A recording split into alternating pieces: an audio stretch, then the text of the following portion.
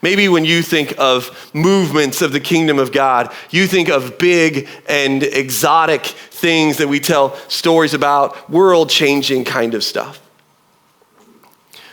But if you think of the people, if you can think of somebody, especially if you can think of 3 or 4 or 5 somebodies in this Jesus movement who changed the world for you, they are not world-shaking people. They are people who were for you and who did the next right thing to love you and point you toward your identity as a son or daughter of God.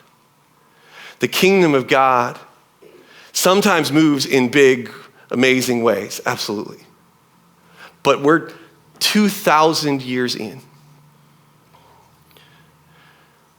And we have 2,000 years of evidence at this point that any time the Jesus movement tries to align itself with power, that the Jesus movement tries to come down, up, and over people, it corrupts itself and its message and the movement that Jesus started.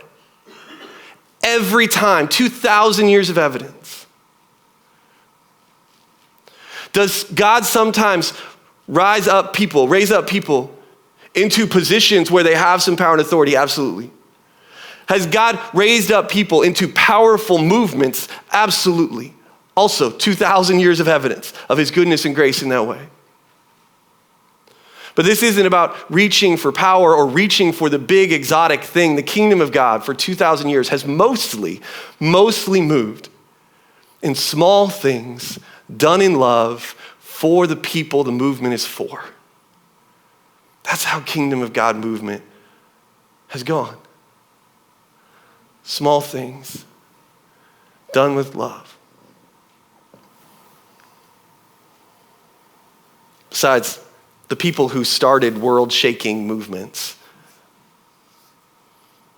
most of them did not have any idea they were starting a world-shaking or culture-shaking movement. They were really just doing the next right thing. Now, I think Jesus did know he was starting a world-shaking, global-changing movement. And he still just did the next right thing over and over again. Get baptized, go in the desert, teach. Gather disciples, love them well, rebuke them when necessary. Engage, retreat, pause, move, just whatever the next right thing is, do that. So, what are the little acts of love that God is placing in front of you? What are the opportunities to do the next right thing in the places that he has positioned you, for the purposes he's given you, to love the people that he has surrounded you with?